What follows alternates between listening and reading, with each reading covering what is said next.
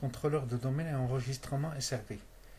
Dans cette partie de démonstration, je vais vous montrer comment un client puisse joindre un domaine et c'est quoi comme outil utilisé pour joindre un domaine, c'est-à-dire trouver le domaine le plus proche selon le site du client, ou bien le site le plus proche, ou bien aléatoirement le site qui va être affiché recherché par le DNS. Donc la première des choses à faire, c'est comment le client trouve le contrôleur de domaine par le biais de la recherche DNS. Ça, on va faire un travail pratique pour ça. Je vais vous montrer comment un client Windows 10A puisse retrouver le contrôleur de domaine le plus proche, et puis c'est quoi les enregistrements DNS et comment un contrôleur de domaine ou bien plusieurs contrôleurs de domaine puissent publier leurs informations pour que les clients puissent retrouver facilement les contrôleurs de domaine disponibles. Et on va voir, comme j'ai dit tout à l'heure, que chaque client, bien sûr, il va chercher dans le site, dans son site, est-ce qu'il y a un contrôleur de domaine disponible, ou bien un site le plus proche, ou bien aléatoirement un site qui va être proposé par le système. Donc c'est ça ce qu'on va faire. On va maintenant vite aller sur le prochain, notre machine Windows 10A. Donc si on voit ici pconfig, on voit ici que il a un DNS, c'est le 10.11.12.14, c'est le DNS c'est-à-dire c'est la machine contrôleur de domaine 1. On a dans notre domaine adatom.com deux contrôleurs de domaine, DC1 et DC2. Donc pour joindre cette machine au domaine, donc on va utiliser la méthode qu'on utilise toujours, propriété, et puis modifier. Ici on va lui dire c'est adatom. N'oubliez pas que notre DNS il est configuré. Oui. Il est configuré dans notre client comme on l'a montré tout à l'heure. C'est le 10.11.12.14.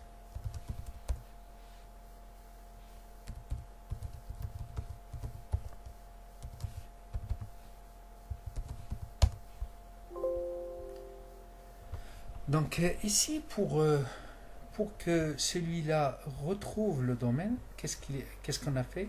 On lui a demandé de se joindre au domaine adatom.com.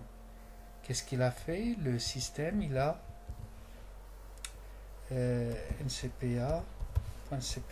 Qu'est-ce qu'il a fait?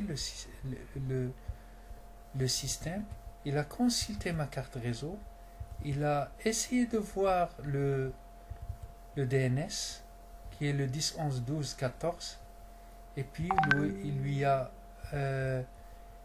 émis une requête comme quoi je veux me joindre à ce domaine-là. Et lui, normalement, qu'est-ce qu'il est en train maintenant de faire? C'est-à-dire, il est en train d'aller et chercher dans le DNS, ici, regardez, dans le DNS du serveur, l'enregistrement de ressources de type, regardez ici TCP, LDAP.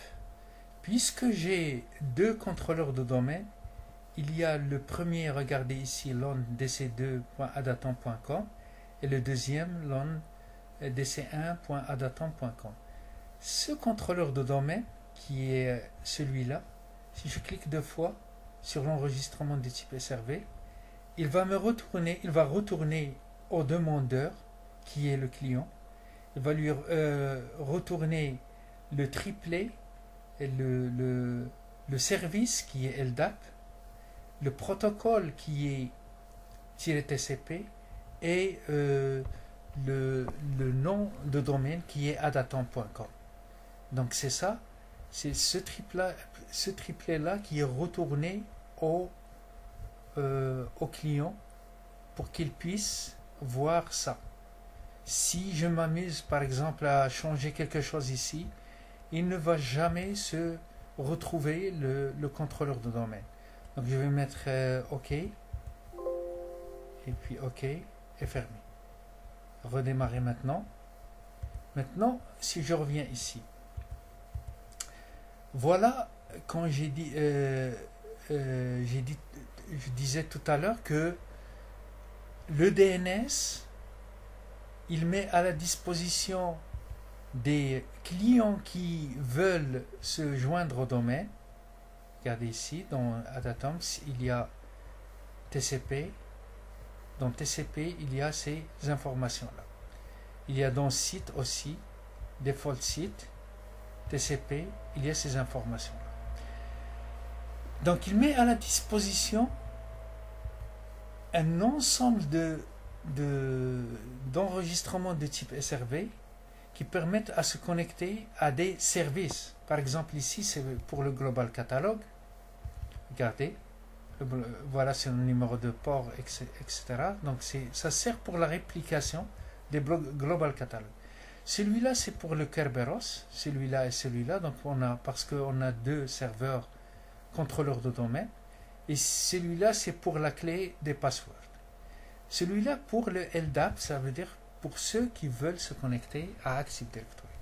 Donc, je répète, quand Windows 10A veut se connecter au serveur, donc je vais utiliser ici, par exemple,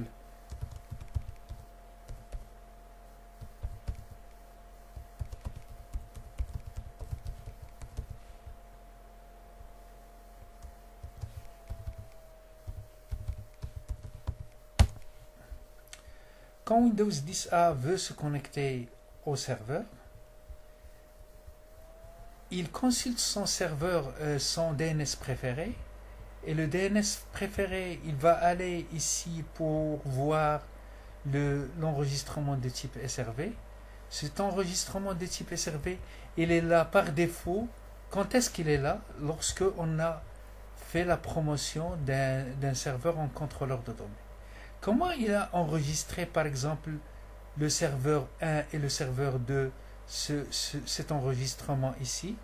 C'est via, normalement, ces deux points. Si je vais à ces deux points, Windows et System 32, et puis config,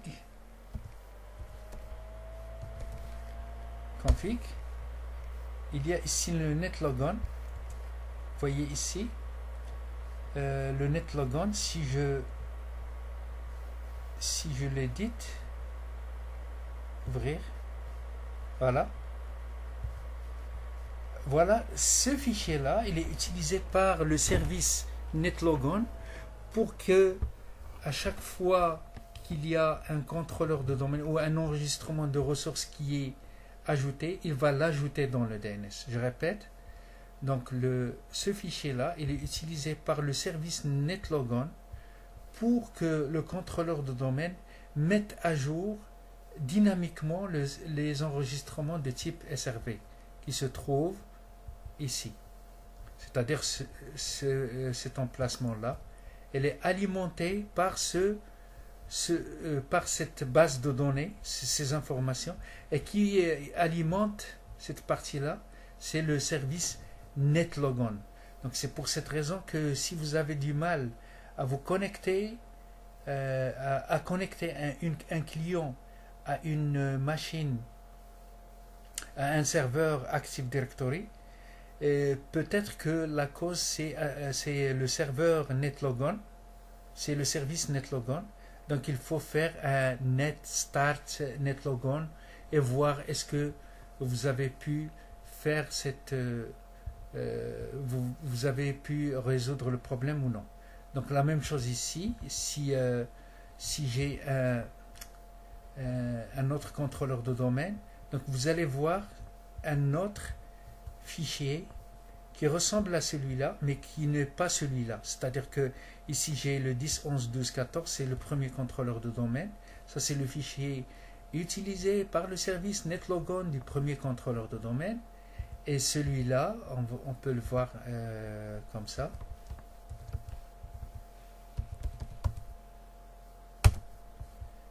On peut aller et chercher. Non, c'est pas celui-là. Donc config et puis ouais, ouvrir avec. Et voilà, ça c'est le deuxième contrôleur de domaine du même domaine, mais il a une autre adresse. C'est celui-là qui alimente le serveur DNS. On peut avoir un seul serveur DNS pour les deux, mais de toute façon, ils seront alimentés par le netlogon de chaque contrôleur de domaine. Donc, on récapitule que Windows 10A, il a pu se connecter au contrôleur de domaine grâce à son DNS à lui, ncpa.cpl.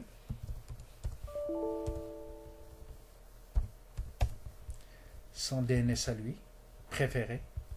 Ce DNS préféré, il est consulté par le client, et pour aller chercher le contrôleur de domaine le plus proche dans son site, c'est-à-dire le site du client, sinon dans un site plus proche, sinon dans un site qui est généré aléatoirement par le système. Une fois que on sollicite ici le DNS, il va récupérer le triplet